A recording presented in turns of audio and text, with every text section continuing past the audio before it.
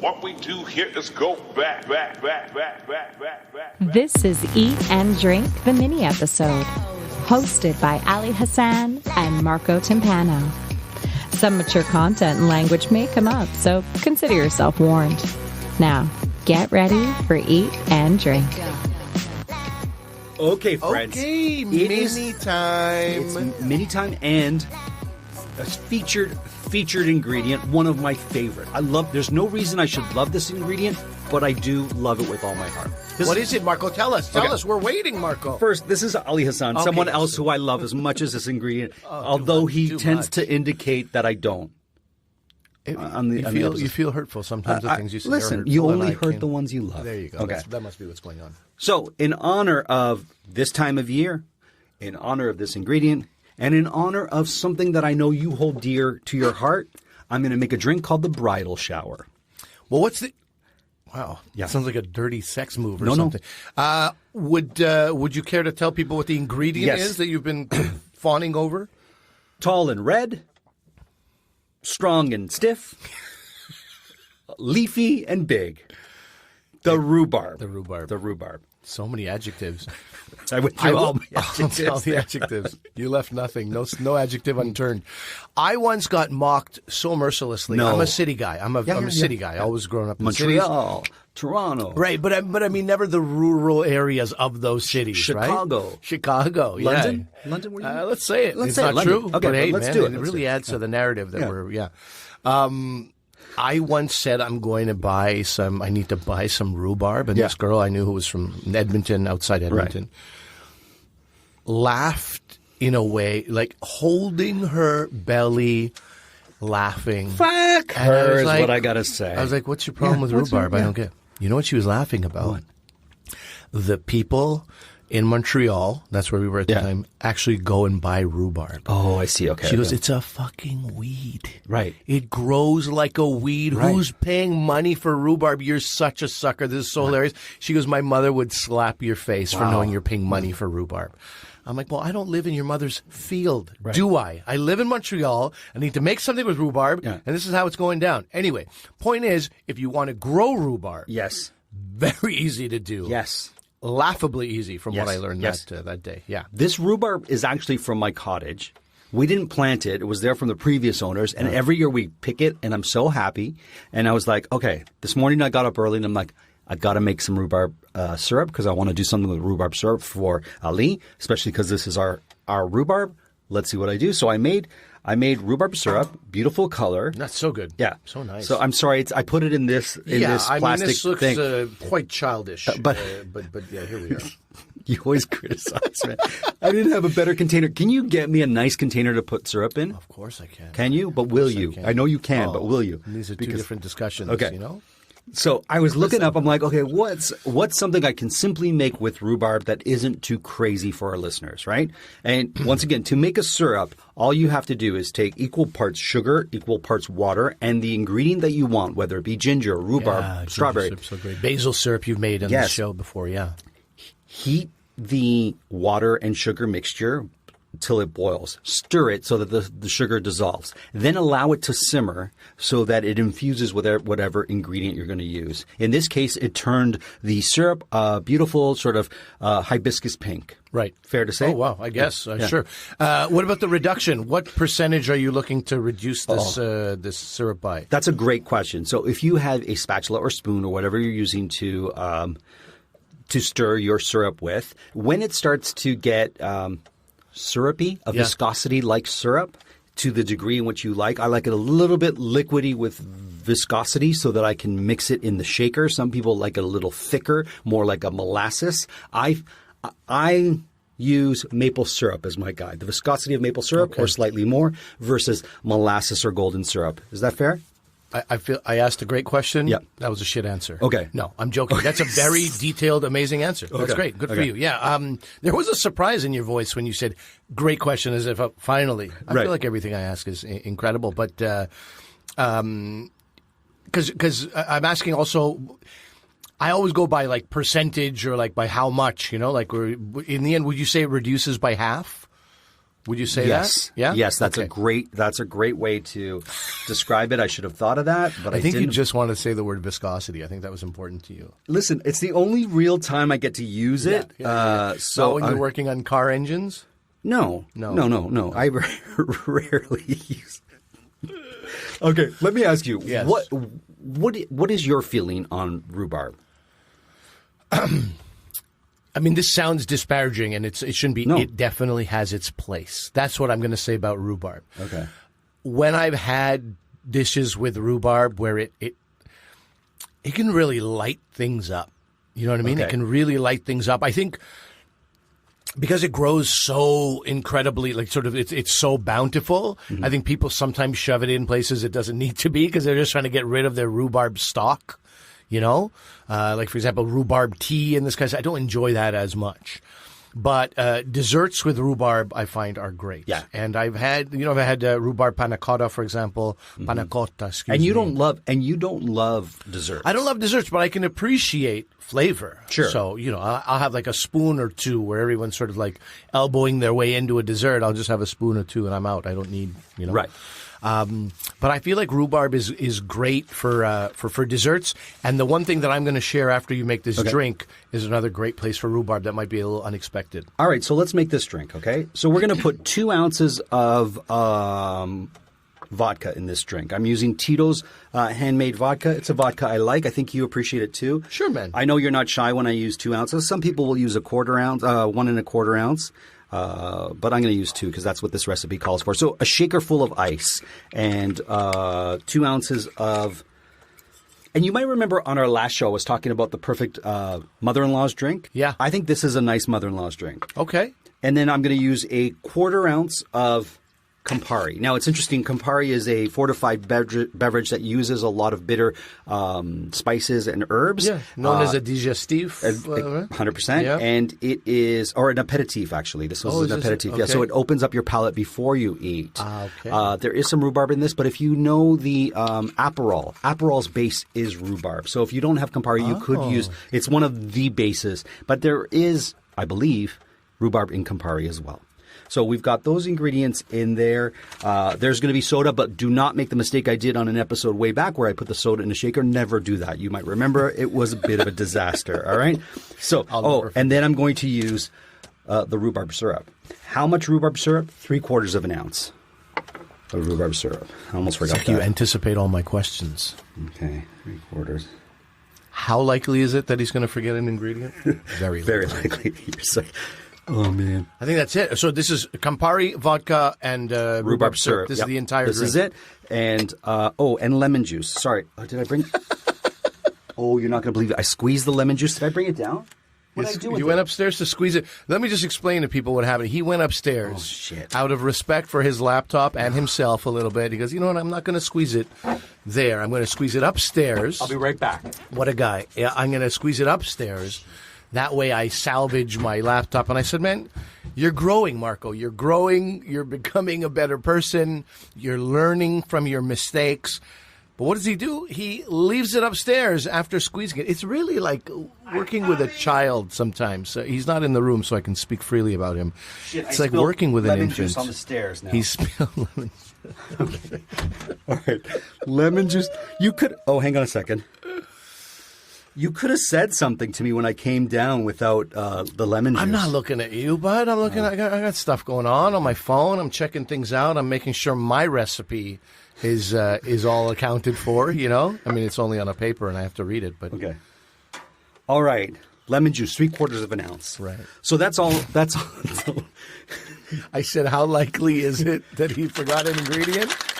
And listen, I can make this drink with love, or I can make it with hate. Oh, what do you want to drink? I want the love, please, okay. bro. All right, so we're shaking this up. Now, when you use a shaker, I don't know if I ever mentioned this, you want it to frost. And that doesn't mean like frost of like there's going to be a light, thin coating of snow. You want it to turn like this. How would you describe that? With some cold condensation outside. Thank you. Yeah. So I'm going to just add my own little thing to this. I have a lemon peel. And what I'm going to do is I'm going to just work it around the rim of the glass. All right. Very suggestive. But anyway, it's not great. meant to be suggestive. Yeah. You take it how you want. This is the bridal shower. Have you been to many bridal showers? I have not been. I can happily say I have not been to a lot of. Once again. Oh, and I a feel rhubarb stick. And a Stem. stalk, I believe Stalk it's called. is what I'm called. Add some more ice to it so it looks nice. I believe you. Oh, and I should let me give it a little stir just for. And there's no seltzer or anything that goes in. Oh here. yes, there is. Okay, yeah, because I see that you brought seltzer and you didn't put it, Marco. I worry for you, buddy. I really, really worry for you. You got to top it up with some soda. Thank you for that. Yeah. Damn it. Now it didn't need all that ice. Maybe this shouldn't have been a mini episode. Maybe the stress of making this a mini is just too much for you. For a simple drink that's called a bridal shower, that seems like it's going to be a bit wussy. It's caused a lot of stress in my life. Much stress. So I'm going to take a nice picture of it. I'm going to take a picture of it because it's nice. Now I want to mention this as well. If you are not someone who drinks, you can take the rhubarb syrup, which just has sugar and syrup and water, put it in a glass with ice, a bit of the lemon juice that I forgot, shake it up in your shaker, and then add the seltzer or soda water. I don't know why you call it seltzer. It's not like we're in New York, but that's what you choose to call it. And there you go. And you have a mocktail, if you will. How is it? It's nice. It's very nice. I don't like the rhubarb sticking out of it. Then for take some it reason. out. Okay, Then take it out. You don't need to be jabbed in the eye. Yeah, it's just. I don't like being jabbed in the eye. I think that's what the problem is there. But it's a lovely drink. This has got outdoor wedding written all over it. It's got a pretty color to it. Yeah. So make sure you take a picture of it with the stock. I have Okay, already. good. Come on, I'm an amateur. It's a bit sweet. Yeah. Do you find it sweet? No. Okay. No, I don't. Because I'm having the mocktail version, so there's no vodka or Campari in it. Yeah. Yeah. So it's a bit sweet for me. Yeah, I guess it is. No, there's like a couple of ounces of other liquids in here. Mm-hmm. No, it's great. It's a very lovely, refreshing drink. Once again, something you could see for brunch, or like you said, at a bridal shower, or at an afternoon wedding. I can't taste any alcohol in it, and I saw how much alcohol you added, so it's very... Do you want more? No, that's not my point. Sorry. Yeah. No. I'm so sorry that everything I say is perceived as such a criticism, but I think that's the world that I've created for us. Mm-hmm. But what I meant was... It just blends well. Like you'd be hard pressed to tell what kind of booze is Perhaps in I put too much soda in there. No, it's fantastic, Okay. Michael. You could also put Angostura bitters on top of that, and probably would have given it a little bit more depth. Yeah. But I didn't, because I just forgot it upstairs. So there you go. But there you go. But yeah, I feel like I might have added too much club soda in there. And that's why you're not tasting the alcohol as you should. No, but I like that. But you like I it. like Okay. that. I like that. For what this is, look, if it's called a bridal shower, are we saying it's meant to be drank at a bridal shower? Yeah, I would say. So we're talking about an afternoon beverage. I shouldn't 100%. be tasting the alcohol, really. Right. It should sneak up on me, and then all of a sudden, Everyone's it's a I'm party. so jealous you're having a child. Right? Everything falls apart. I'm not going to touch that with a 10-foot pole. Okay. Because it feels a little bit misogynistic. That's all I'm going to say there. It's not misogynistic. It's Well, like it's making when fun groups of of women women. get together. Yeah, okay, They just dig in your own it grave. It gets a little heated sometimes. You've seen the phoniness. Sometimes we've all seen it. If any woman was in this room right now, they'd be like, "Yeah, I've seen plenty of that." Send your emails to Ali Hassan at... Ali Hassan loves women at gmail.com. No, I'm glad. Nothing misogynistic. Listen, I'm glad I made that drink because I feel like not everyone likes a Manhattan like you. Sometimes you want something bright and fresh and in spring. Yeah. And if you have these weeds, as you call them, Yeah, rhubarb, I didn't, but if you have a surplus of rhubarb, as you would, right? Yeah. You're like, okay, I can only make so much strawberry and rhubarb pie. What else can I do with it? You can make a lovely rhubarb syrup. Yeah. And you can have it in your fridge for 2 weeks. You Sure. could probably freeze that bad boy and thaw it out in the winter and make a beautiful springtime drink. In the winter, I always love that, the taste of spring during different seasons. Yeah. And there you go. That's my drink and my take on rhubarb with a drink with rhubarb syrup. Sure. I think that syrup is great. I think there's probably a versatility there. You just even drizzle some on some vanilla ice cream or something just to liven things up. I think that would be great. Good drink, man. I know you're waiting for me to say something disparaging, but I think that's very nice. Good. I think it's quite there nice. you go. I want to talk about one thing that has to do with rhubarb. Okay. As you know, I don't have a huge sweet tooth. No, you don't. But if the sweet is mixed with heat... Oh. Now things can get interesting. So Heat I as in got this heat or spice? spice, my Okay. friend, spice. Okay. You know what I'm talking about. But I know, I like I'm that you clarified clarifying. it. Yeah, of course you did. Now, speaking of mother-in-laws, Okay. this came from an ex-mother-in-law. Oh, wow. This is also a woman who called me the bottom of the barrel. Well, fair for enough. her daughter. So, the fact that I am so generous and big-hearted that I'm sharing her recipe it really says a lot about me. But here's what I'm going to post this recipe. Great. But it is a tomato rhubarb chutney, Oh, really? and it takes about 4 hours to make. Okay. So I have not made it in quite some time. Okay. But it's a recipe that was written out for me, and I was like, I will keep this. And when I do have rhubarb, this is the one thing that I'm going to make 100%. Okay. Maybe I'll make the syrup too, but this is for sure. Brown sugar, white sugar, apple cider vinegar, 6 pounds of tomatoes, 6 pounds of rhubarb. This is like wow. You make it in massive amounts. Yeah, this seems like. Can you scale it back, or does it have to be? Of course you can. Of course you can. But it's so much effort that you may as well make a lot. And it keeps, because of all the sugar, it keeps for so long. And you could freeze it, right? You freeze it Perfect. for sure. You could. You have ground ginger and garlic in there. You've got chili powder, garam masala. And, it cooks for about 4 hours. And really, really thickens. And this chutney, this, the sweetness that both the tomato and rhubarb give it, with the spice from the chili powder, is such an amazing addition to like chicken kebabs. If you ever make chicken kebabs, most meat dishes will go like a robust meat dish, like even lamb chops, with this chutney on the side. Is just so fantastic. It's like I'm walking through in my mind. It's so good that it helps me stop thinking about my ex-mother-in-law who gave me the rest. I mean, that's got to be. It's got to be right? Top notch. What does the rhubarb do in this chutney that? Yeah, it's a great question because it could just be a tomato chutney as well. The rhubarb gives it a sweetness. Okay. And this rhubarb flavor. You had all the adjectives. Yeah, but rhubarb's not particularly sweet. It's not a sweet. I think stock. I think when it's paired with sweetness, as you do with your simple syrup, I think it's something that really. It goes well. Because of the brown sugar and the white sugar. I think so. It gets enhanced, and the rhubarb flavor. Yeah. Okay, I see what you. Because I just took a bite of the stalk, and it's sour. Oh, is it sour even? Yeah. Have you not had rhubarb like this before? No, I've not had it like that. There. Take a bite. Yeah, you need to taste what rhubarb tastes like. Oh wow! Yeah, that's rhubarb. What rhubarb tastes, and that's why it pairs so well with strawberries, right? Because strawberries bring the immediate sweetness to something that's a little bit more sour. Yeah, but you might be used to rhubarb always being used with sugar to bring sweetness to it because it's so sour. Yeah, but I could eat a stalk like this, no problem. Could you? Yeah, I love the flavor. You're a weird person. You don't like it like that? No. But I thought you like soury things. I do, but I don't. It's the texture in my mouth. It's my mouth has gone very astringent. Like it's got. Well, it's like as if all the moisture got sucked out by that rhubarb stalk. You know what I blame? I blame you living in North America. Have a sip of that if you need to fix it. Because you know what? You guys are so used to you people. All right. You're so used to 3 basic flavors that anything that's outside of that realm, whether it be bitter or sour, all of a sudden it's too bitter, it's too sour. If it's not sweet. If it's not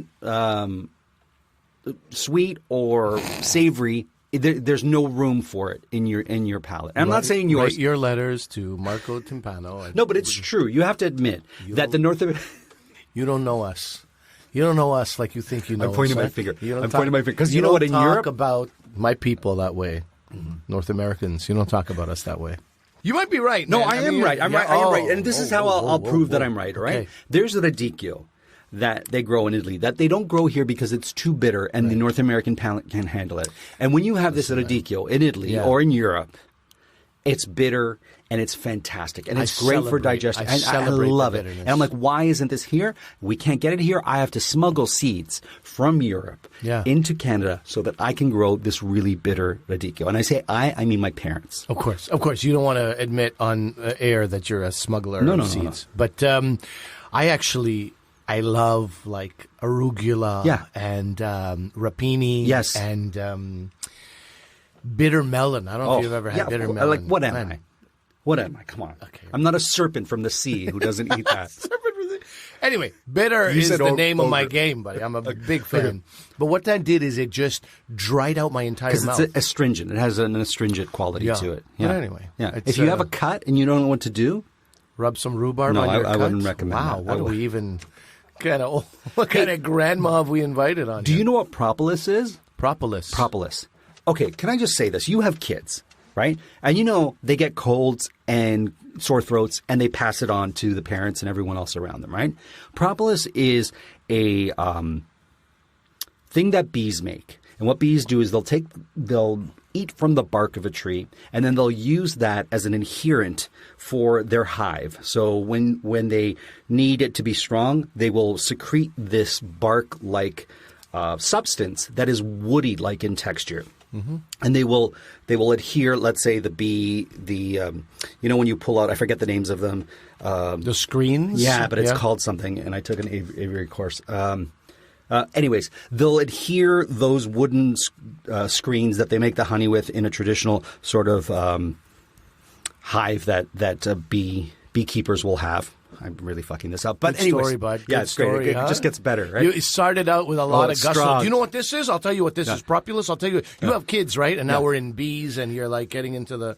How Anyways, does this relate to my children? this is what they use to adhere. It's called propolis. Okay. A beekeeper will take the propolis and they'll make products of it. You can get a mouth spray made of propolis that is so antibacterial, antimicrobial, whatnot, that when you have a sore throat, you put a couple of spritzes of this propolis spray, and I'm telling you, you're going to feel better. And if you don't believe me, I bought some for my sister who's a teacher, and there's always some sick, sneezy kid in her class, and she's always like, I got a sore throat, I'm sick, blah, blah, blah. Perpetually, yeah. And I'm like, use this. When you start to feel a sore throat, use it. And she's like, I've used it. I didn't want to believe you, but it's helped. Sorry, I just spit all over you. Did you? Yeah, kind of. I missed it. But, I'm going to need that spray, please. But get it and use it. Propolis, my friends. Propolis. Okay, he stands by it. 100%. How long was our mini episode today? Well, longer than usual. So we're at 21 minutes. Usually it's a 15-minute. A lot of passion about rhubarb. A lot of passion. The best thing rhubarb has ever done for me was be part of a rhubarb and tomato spicy chutney. I'm going to post that recipe. If you have rhubarb, I strongly recommend you make this and you pair it with any sort of grilled items. It's great for the summer, and it keeps for an obscenely long time. And one thing about rhubarb that you may not know as a city folk is that you do not eat the leaves. And when you go to pull rhubarb from the ground, you kind of pull it, you just kind of like snap it forward. Sure, you know that? Sure. And and do not eat the leaves, because the leaves, I believe, are poisonous. You trim the leaves out. I believe that's something you should know firmly. You don't just throw. Look, I'm telling you, I'm informing you. Have you ever been to the Rhubarb Festival? No. At Buddies in Bad Time. It's a theater festival here in Toronto if you're ever in the city. Okay. It's in its 4th year, and Buddies in Bad Time is a theater. I believe it's on Church or Jarvis, and yeah. Again, you don't know? I believe. No, but you should know where Well, this... listen. Come on. Listen. Let's get some facts out here. I'm giving... What happened? Why is it called the Rhubarb Festival at a theater? It's a rhubarb festival. It transforms Buddies in Bad Times into a hotbed of experimental theater and performances, dance, music, and it's something to check out. And it has nothing to do with actual rhubarb. We should say that. If anyone was going there thinking they would buy rhubarb at Buddies in Bad Time Theater, they would be sorely disappointed. But rhubarb... Mm-hmm. This bitter, inspirational product has given rise to a wonderful festival. I love rhubarb. I love everything about rhubarb. I can see that. I can see that. I even like the color. The color of rhubarb. There's a I'm gonna name my daughter Barb from rhubarb. That's how much I love rhubarb. We get it. You love rhubarb. Okay, fair enough. Well, listen. Make your bridal shower. Make your rhubarb chutney. Let us know how it turns out. That's what I'd love to see, is people who make what we give them. Yeah. And send us pictures and tell us how it went for them. Absolutely. I'd love that. Absolutely. Look forward to hearing from you until we eat again. We hope you got your fill of Eat and Drink with Ali Hassan and Marco Timpano. Follow them on Instagram and Twitter at Podcast Eat Drink. Email them your cocktail and food suggestions to podcasteatdrink@gmail.com. Until the next episode, bottoms up.